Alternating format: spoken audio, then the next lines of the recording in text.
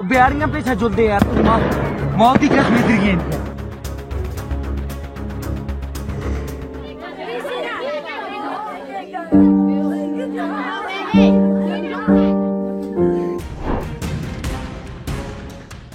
CN digital আপনাকে স্বাগত। নমস্কার, আমি মণি ভট্টাচার্য।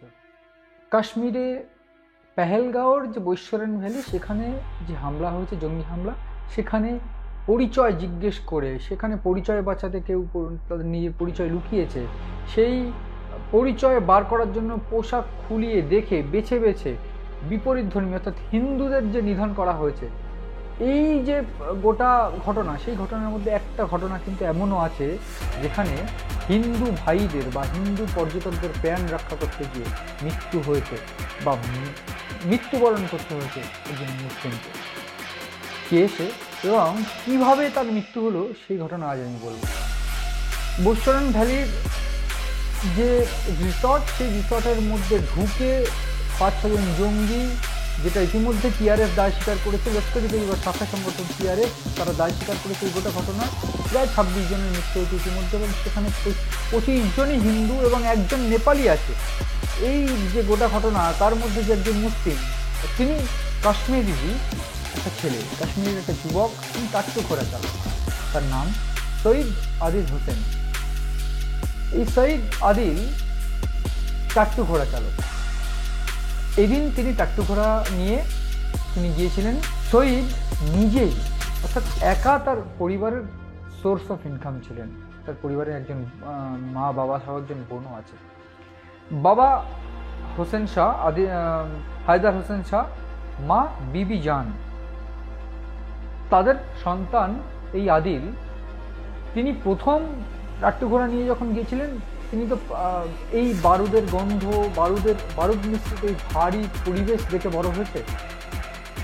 ও কিন্তু টের পেয়েছিল যেরকম একটা কিছু হচ্ছে বা হতে চলেছে। ঠিক তখনই তিনি যখন হামলাটা চালায়, তখন ওই সন্ত্রাসবাদীদের থেকে রাইফেল AK-47 কেড়ে নিতে গিয়েছিল, এবং AK-47 কেড়ে নিতে যাওয়াই তার কাজ হলো।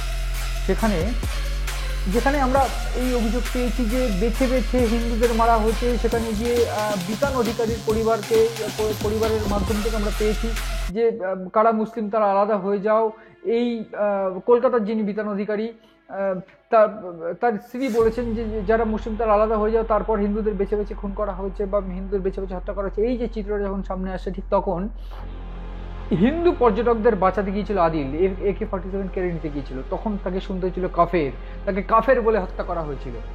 গুলি মারো সালকো, ইয়ে কন হে কাফের। এই যে জেহাদি, এই যে কালচারের বিরুদ্ধে গিয়ে এই হিন্দু পর্যটকদের হত্যা করা হয়েছিল। যেখানে আমরা দেখেছি কাশ্মীরের পর্যটক সংখ্যা বেড়ে গিয়ে কাশ্মীর উঠে দাঁড়ানোর চেষ্টা করছিল।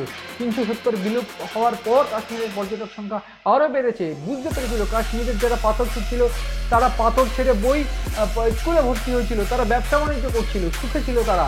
আমি যদি রেশিও দিয়ে বলি, 2019-এ প্রায় 23 থেকে 24 লাখ পর্যটক গিয়েছিল, এবং আস্তে আস্তে যখন কাশ্মীরের পরিস্থিতি একটু শান্ত হতে শুরু করলো, 21-22, সেই সংখ্যাটা বাড়ে। এবং এরপর 370 ধারা বিলোপের পর যখন কাশ্মীর কিছুটা শান্ত হয়ে গিয়েছিল একেবারেই, তখন সেই সংখ্যাটা লাস্ট 24-এর কথা যদি আমি বলি, সেই সংখ্যাটা বেড়ে দাঁড়িয়েছিল 1.5 কোটি। এই পর্যটক সংখ্যা 1.5 কোটি বেড়ে দাঁড়ানোতে আর্থিক উন্নতি হচ্ছিল। এই আর্থিক উন্নতি পাকিস্তান সহ্য করতে পারেনি। আমরা যে কথাটা বলছি হিন্দু নিধন, বেছে বেছে হিন্দু নিধন, সেখানে এই যে চিত্রটা, যে একজন মুসলিম তিনি বাঁচাতে গিয়েছিলেন, এবং এই গোটা পরিস্থিতিতে আমরা দেখেছি ভারতের কিছু কিছু ক্ষেত্রে, ভারতের কিছু কিছু মুসলিম এই যারা হামলা চালিয়েছে তাদের সঙ্গে নিজেদের তুলনা করছে, এবং নিজেদের তুলনা করে তারা বলতে চাইছে কোনোভাবে এই গোটা ঘটনা ইসলাম বা মুসলিমকে দোষ দেওয়া উচিত হয়নি।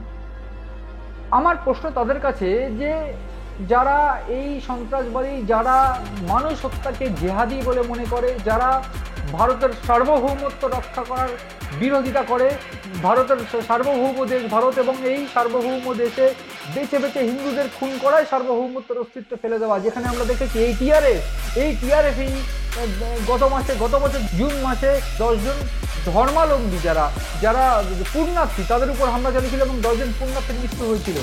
এই টিআরএফের ইতিহাস এর পুরনো। 2019 সাল থেকে তারা বেছে বেছে ধর্মাবলম্বীদের উপর আক্রমণ করে, বিপরীত ধর্মাবলম্বীদের উপর, এবং যাতে সার্বভৌমত্ব বিপদে পড়ে ভারতের, সেই টার্গেটই কিন্তু তাদের।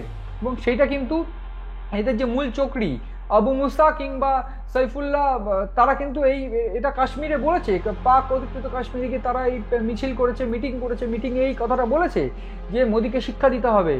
এবং এই যে বার্তাটা, সেই বার্তার পর পাকিস্তানের সেনাপ্রধানের বার্তা, সব মিলিয়ে এই যে সার্বভৌমত্ব রক্ষা, ভারতের সার্বভৌমত্ব রক্ষার যে বিষয়টা বর্তমানে চলে এসেছে, সেটা কিন্তু যথেষ্ট গুরুত্বপূর্ণ।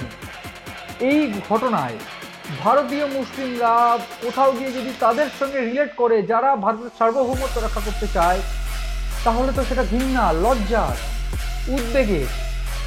আমার তাদের কাছে প্রশ্ন, যারা এই জেহাদি, তাদের সঙ্গে কি আপনারা নিজেদের তুলনা করেন? কোথাও গিয়ে যদি সেটা হয়, তবে তো ভারত সার্বভৌম আর থাকলো কোথায়? এই ভারত সার্বভৌম দেশ, এখানে কেন এই জিহাদি বা এই সন্ত্রাসবাদের জন্ম হবে, বা কেন এই সুযোগ পাবে? পাকিস্তান এই সুযোগটা করে দিচ্ছে এবং পাকিস্তান তাদের মদত দিচ্ছে। এই গোটা ঘটনায় ভারত যেমন পাকিস্তানের বিরুদ্ধে দাঁড়িয়েছে এবং ভারত যেমন পাকিস্তানের যোগ্য জবাব দেওয়ার বার্তা দেওয়া হয়েছে, সেই বার্তাই হওয়া উচিত। সেই বার্তাই এই ভারতবাসীর, প্রত্যেকটা ভারতবাসীর হওয়া উচিত। একবারও তারা বিচার চাইতে হবে এই গোটা ঘটনায় কেন বেছে বেছে সার্বভৌমের উপর সার্বভৌমত্বকে প্রশ্নের মুখে ফেলা হলো।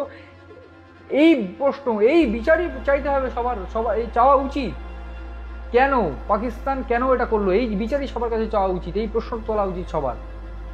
এবং গোটা ঘটনায় আমরা দেখেছি পাকিস্তান প্রশ্নের মুখে, এবং পাকিস্তানের লস্কর তৈবার সেই শাখা সংগঠন টিআরএফ দায় স্বীকার করেছে এবং তাদেরকে কড়া বার্তা দেওয়া হয়েছে। এবং এই যে হিন্দু নিধন বেছে বেছে, তার মধ্যে যে মুসলিম যুবক আদিল, সে প্রত্যেকদিন 300 টাকা ইনকাম করতো, তার মা কান্নায় ফেটে পড়েছেন, তার বাবা কান্নায় ফেটে পড়েছেন। ওমর আবদুল্লাহ, তিনি দেখা করতে গিয়েছিলেন কাশ্মীরের, তিনি মুখ্যমন্ত্রী, তিনি দেখা করতে গিয়েছিলেন এবং তিনি পাশে থাকার বার্তা দিচ্ছেন। এই গোটা ঘটনায় ভারতের সার্বভৌম রক্ষা বা ভারতের সার্বভৌমত্বের উপর যে প্রশ্ন উঠছে, সেই প্রশ্ন তুলে দেওয়ার সুযোগ বা সেই প্রশ্ন তোলার যে টার্গেট, সেটা কিন্তু পাকিস্তানের, এবং সেই পাকিস্তানের জঙ্গি সংগঠনগুলো সেটা কিন্তু সফল।